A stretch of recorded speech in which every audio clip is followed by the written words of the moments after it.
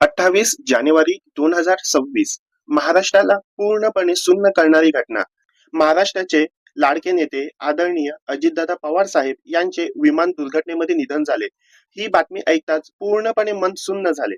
विमान दुर्घटनेच्या आजूबाजूला कागदपत्रांचा पडलेला सडा हेच त्यांच्या कामाची व्यापकता आपल्याला दाखवून देते. महाराष्ट्राचे काम करणारे नेते म्हणून त्यांची ओळख आहे. 5 वर्षामध्ये 6 वेळा उपमुख्यमंत्रीपद त्यांनी निभावलेलं आहे. प्रशासनावरती वचक असणारे नेते, अस्सल मराठी गावरान भाषेत बोलणारे नेते म्हणून त्यांची सुद्धा ओळख आहे. एक दिलखुलास व्यक्तिमत्व, तसेच कार्यकर्त्यांना हवा हवासा वाटणारा नेता. त्यांचे बोलणे, त्यांच्या कामाची पद्धत, त्यांची प्रशासनावरती असणारी पकड, या सगळ्या गोष्टी महाराष्ट्राच्या कायम मनामध्ये राहतील. आदरणीय दादांच्या स्मरणार्थ आज आपल्या राज्याचा राष्ट्रध्वज अर्ध्यावरती उतरवण्यात आलेला आहे. दादांच्या वैयक्तिक जीवनावरती पाहायला गेले तर त्यांचं पूर्ण नाव अजित अनंतराव पवार. त्यांचा जन्म हा 1959 मधला.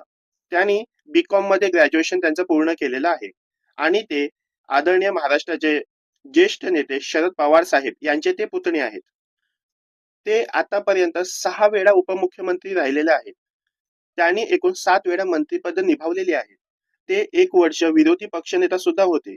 त्याचप्रमाणे ते जवळजवळ 40 वर्ष राजकीय क्षेत्रामध्ये आहेत. महाराष्ट्रातील सर्वात अनुभवी आणि दीर्घकाळ उपमुख्यमंत्री पद भूषवणारे नेते अशा त्यांचा विशेष उल्लेख केला जातो. ते वित्त आणि जलसंपदा विभागातील तज्ज्ञ आहेत. 2023 मध्ये राष्ट्रवादी काँग्रेस या पक्षामध्ये फूट पडल्यानंतर ते या पक्षाचे अध्यक्ष झाले. अशा तऱ्हेने महाराष्ट्रातील राजकारणातील दिग्गज नेते यांचा विमान दुर्घटनेतील झालेला मृत्यू हा महाराष्ट्राला असणारा सर्वात मोठा धक्का आहे आणि त्यांच्या जाण्याने आज संपूर्ण महाराष्ट्र पोरका झालेला आहे. आपल्या सर्वांकडून माननीय महाराष्ट्राचे आदरणीय सर्वांचे लाडके नेते अजितदादा पवार यांना भावपूर्ण श्रद्धांजली.